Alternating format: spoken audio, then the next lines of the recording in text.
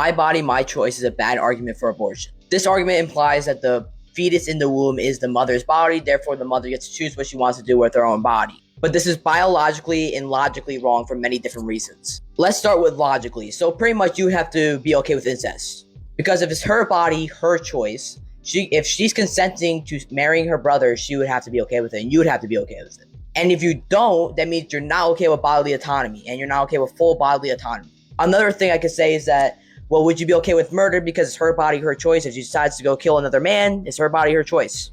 And now let's go biologically. So every scientific study shows that in the DNA, it's a separate human being. And if it's not her DNA, then it's not her body. If it was her DNA, then maybe, but it's only 50% of her DNA. It's 50% the moms and 50% the dads, therefore making a separate human being. This is a semantics problem because there's a difference between attached and apart. The fetus is attached to the body and it's not permanently there. Apart means that it's going to be like your hand. It's going to be there permanently unless you saw it off. Follow for more videos like this every single day. God bless. Can you defend this abortion argument? If you can't, there's a serious problem. Some people say abortion is acceptable because the fetus isn't sentient, meaning that it cannot consciously experience pain or awareness. But here's the question. Why should sentience determine whether someone has the right to life? Think about it.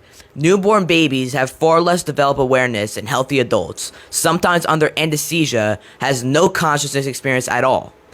A person in a temporary coma may not have any temporary consciousness at all. If temporary or limited consciousness does not erase their right to life, is whether being a human being deserves enough to give your rights. The real conversation isn't that the fetus isn't conscious, it's actually, do every human being deserve the right to life? So my question to you, if you believe in sentience, when do you actually get those rights? Because I've just labeled you many examples where either someone has less moral rights or they have no rights at all being after the womb. Y'all, this is the most convincing argument for being pro-choice, and I need you to write it down and lock in, because I hate being backseat to an abortion debate. You guys aren't convincing.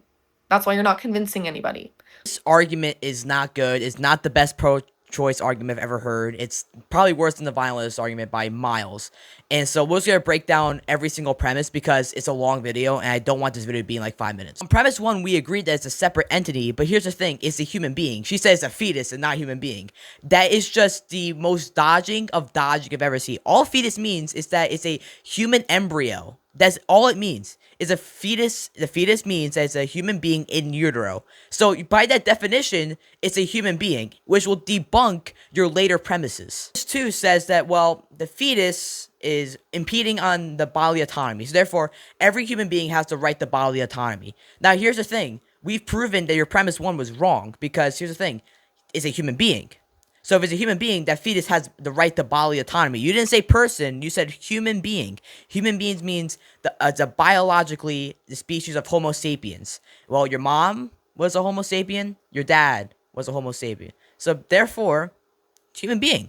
So that means that the fetus has the right to bodily autonomy, therefore it would be murder for the mom to have an abortion because it's impeding on the fetus's bodily autonomy.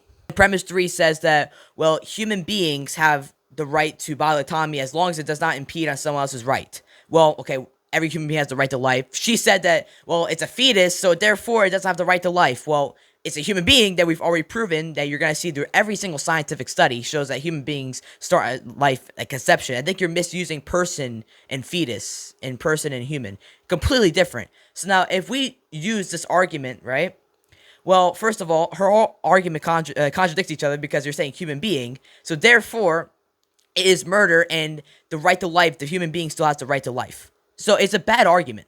If you can end the life of a fetus because it is not human and it does not have human rights, if you were able to, would there be anything morally wrong with that fetus? We about to fact check this.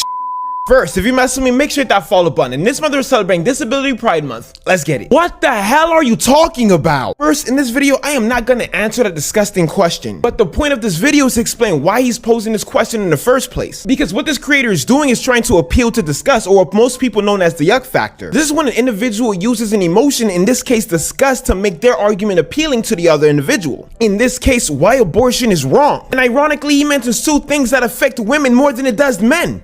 This individual more likely doesn't have enough information on both assault and abortion, but yet uses this problem that women face to push emotion. He doesn't use facts or even real-world examples. Instead, he used a hypothetical that's less likely to happen than you getting struck by lightning. And the people on the right believes that this is a valid argument, which clearly shows that they're easily pleased.